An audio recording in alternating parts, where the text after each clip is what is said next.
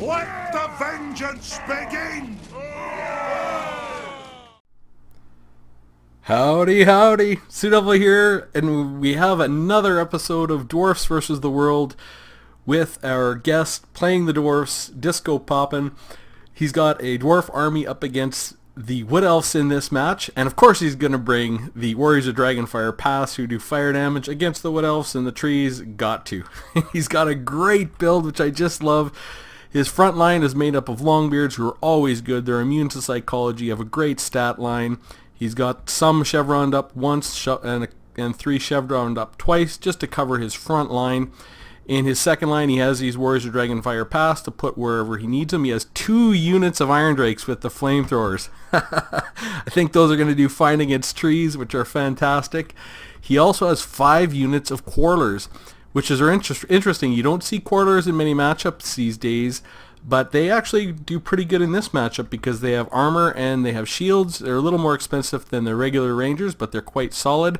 And he has the big unit, the Flame Cannon, which is important, I think, in any dwarf matchup against the Wood Elves because it is just so powerful against their units. And he has 2 units of Slayers. And in the back, hidden... Who am I kidding? I was talking to Disco. He said he forgot his Lord back here. I've done it many times. So he'll make his way to the front. So for the Wood Elves, they have 2 units of Vanguard deployed Dryads, and they are weak to fire damage. They cause fear. They have 20% physical resistance, but they have 25% weakness to fire damage, so they're going to be in trouble. They are stronger in the forest. For his main line, he has... I think 6 groups of War Dancers, Azrai Spears. They have a pretty good stat line in their melee attack and melee defense, and they are going to do decent in that front line. He has 2 units of Sisters of the Thorn. Sisters of the Thorn are a pretty neat unit because they have this curse of Anraher, which is they can use twice for 40 meters, minus 26 melee attack, minus 24% speed, and minus 60% accuracy, and the Shield of Thorn, which they can use 3 times, plus 25% weapon damage and plus 22% missile resistance. They can also fire while they're moving, and they have Vanguard deployment at 50% physical resistance. So he has 2 units of those, and he did bring Durthu, and Durthu has with him, he does magical damage, armor piercing. He is pretty nasty to fight. He has a Sword of Daith, which causes damage to combatants, strong versus multiple combatants. It is weak versus a single combatant and gives him minus 30 armor. He starts with 100. He can use that every 120 seconds. He also has the Flock of Doom, which is just a spell. Strong versus multiple combatants. He does have Frenzy and immune to psychology. Charge defense against large, causes fear and terror. He has 25% weakness to fire, 15% missile resistance, and 20% physical resistance, and the Wood Elf player also has a Branch Wraith with Earthblood for healing, 30-meter radius. This other Trickster Shard, which is actually a nice pick, for 55 meters, minus 22% magical resistance, which is really good. The Dwarfs have a natural 25% magical resistance, so it negates that. And he has Call of the Woods for 30 meters, plus 5 melee attack, and he also causes fear and has some physical resistance. So, without further ado, we're going to press play and get this going. So already, these flame cannons start firing in, and they are just, look at the damage they do. Flame cannons are so good against so many units, but man, when they hit this isn't even the right unit. It's not weak to fire or anything. So in comes the quarter line. Like Disco was saying, he expected to see lots of archers, but look at this. He's already rerouted this unit before it even gets to the line. So now come the flamethrowers. They are just going to do a ton of damage. Look at that. That is crazy because these guys don't have armor. These Azrai Spears are going to come around the edge. Now, what he's trying to do is just try to create a pocket, and he's turned his flame cannon to go up against these Dryads because they are weak to fire. So he's turned his flame cannon just to shoot this way. He's got his front line here of Slayers. He's got some Longbeards to clog up that, and he's going to keep shooting into the front line with most of his Quarrelers, but he wants to get some big shots into these Dryads with that flame cannon. They are weak to fire damage, and put the hurt on them before they even make the line. And look at this flame cannon go to work. Just incredible how much damage it does to these Dryads. You know, they're going to get to the line. Slayers aren't the best thing for them to fight. I mean, they have 60 armor, but they're already breaking. In comes the other one. We've got some quarrelers just going off in here. These Iron Drakes have sort of come back to the back, just to back away from that front line engagement. We still have good integrity of that front line. We have our Lord in here fighting against Durthu. That's not going to be the best engagement for him, but you know, really, we just want to keep these quarters online. You can see the damage getting done. Here comes the flamethrowers shooting into these dryads, just crushing amount of damage. Continuing to shoot on these dryads who are not shattered, they're just broken. And here he's just going to bring his Longbeards back to the line. He just wants to stop this pocket, hold it, and make sure he kind of keeps integrity here. Sisters of the Thorn are on this side. He's pulling back his Slayers. Again, he's alright with just taking damage because he wants to let his quarters go to work. So they're just going to shoot out wherever they need to and go to work. These Warriors of Dragonfire Pass come back. The Lord is definitely getting really close to breaking. Durthu is really nasty, but he's focusing on the Azrai Spears and just kind of trying to keep the integrity of this line, keep pushing out, keep the right units on the right units. And now some of these guys are going, but here comes a flame cannon on these Sisters of the Thorn. Massive amounts of damage, flame damage on them. They're magical cavalry, but this flame cannon just does so much damage. It's just awesome. You can see they're routing already. So he's just gonna, it shoots so fast, he's just gonna pick some units, get some kills, and then change the unit back and forth. So Durthu sort of got into the cookie jar. He's managed to push in here.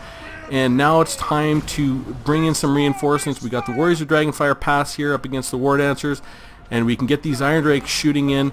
Most of this front line has started to collapse, so we can bring the Slayers back in, re-target these Quarrelers if he wants onto Durthu. Just wants to make sure the Sisters of the Thorn stay away. These Dryads stay away. He's got a few Slayers left here. He just wants to take a few more shots, make sure these guys continue routing. Doesn't want them to come back. But the mainline engagement, everything is broken down a little bit because Durthu is so difficult to handle. But he's been able to keep the integrity of the line on this side. Like, these Longbeards are doing just fantastic. War Dancers are solid, Longbeards are solid, and they're maintaining. So he's just pulling back here. He's going to get a good position with these Iron Drakes so they can shoot where he wants them. Durthu is just going to town on some of these Quarrelers. Got the Branch Wraith in there. What do we got going off here? The Curse of Anathrer. And we've got, again, we're shooting some of these War Dancers, but everything's kind of left and starting to come back, but they're coming back very, very weak. So he's got his flame cannon still turned on this side to take some shots, and Durthu now is going to start to get focused. You see, in comes the Quarreler shots, and we've got some, pretty soon these Iron Drakes are going to start shooting on Durthu, but the front line engagement is pretty much handled. We've got, you know, basically a little bit of resistance. We've got some routing units that maybe can come back in, but the front line has been handled. Now it's time to just light Durthu up, literally. So we've got the Warriors of Dragonfire Pass here. The flame cannon is almost out of ammo, and he can start shooting Durthu and going to town on him. Our Lord has come back. He's just out here, doesn't want to really get him into combat, just wants to focus down Durthu now, make sure some of these units stay out of the battle. But now it's time to get some shots in on Durthu, and you can see here come the Slayers. They're going to do a number on Durthu. The Branch Wraith is trying to stay close for that buff, but Durthu is going to start taking an immense amount of damage, and really got the line good here, good here, good here. And the integrity of the backline has stayed in place for pretty much the whole game, and now you can see that the damage is just coming in on Durthu. He has lots of resistances, but there's just nothing he can do. He's getting Quarreler damage, Slayer damage, and everything else coming into the focus. So great fun game against the Wood Elves. And actually, I like what Roll-Mop's Warrior brought, because he didn't bring a really heavily ranged build, which you usually see in this matchup. He brought a really heavy infantry build, so very interesting sort of build. The War Dancers did pretty good, 41, 32, 18, 13, and 31. You know, I guess, I'm not sure exactly how much they cost. I think they're more expensive than Longbeards. Maybe the Longbeards, 33, 23, 24, 44, and 17, and the Warriors of Dragonfire Pass, 15. But these units, including the Lord, were just meant to hold the front along with the Slayers. The heavy hitters were back here with the Quarrelers, 16, 57, 8, 21, and 33. And these Iron Drakes, 28 and 32. And this Flame Cannon, 113 kills. You know, flame cannons are amazing in this matchup. They are absolutely fantastic. A must bring. If you do come up against a really skirmish heavy Wood Elves build, this flame cannon just shuts it down. They get anything in range to shoot your front line, like the Way Watchers or this type of thing. 1 or 2 shots with a flame cannon is just going to do a massive amount of damage to them. And there's no, like, you can sort of, depending on the build they bring, Quarrelers are going to do good against a lot of Wood Elves ranged contingent, but really a flame cannon is definitely the strongest pick in this matchup, I think, because it's a strong piece of artillery in any matchup, but it is expensive. But with so many lower armored troops and so many troops that are very susceptible to fire damage, like these Dryads, it's just going to do an immense amount of damage. Like, got off all its shots, 113 kills, really the absolute MVP of this matchup. Now, Durthu did good. Durthu's 112 kills, but Disco was really focusing on the front line and getting the rest of the units dealt with to maintain the integrity of his Quarrelers. You can see these Quarrelers only got 8. Durthu came back, got in the cookie jar, so to speak, and sort of beat them down. But the rest of his units continued to operate non-stop for that battle. So great, fun battle. Great to see the game against the Wood Elves. You know, I've had a couple games against the Wood Elves, and they're really difficult because, you know, they just want to... The ones I've played, they want to skirmish, and they bring a ton of skirmish, and you know, they just basically run around the map for 10 minutes and then the game sort of ends. So it's not super fun. But this was a really fun match. So kudos to Roll Mops Warrior for bringing this type of build. I thought it made for a very fun matchup. And this flame cannon was amazing. And the Iron Drakes, really, really good. So fun build from Disco. Fun matchup. Hope you guys enjoyed it. Love to see some comments down below if you've played the Dwarfs against the Wood Elves. What other units that you think would be great in this matchup, and your thoughts in the matchup in general. And if you've played the Wood Elves against the Dwarfs, what do you find works well against the Dwarfs? So that's all I have to say. Hope you found it interesting. Looking forward to comments down below, and I will see you soon.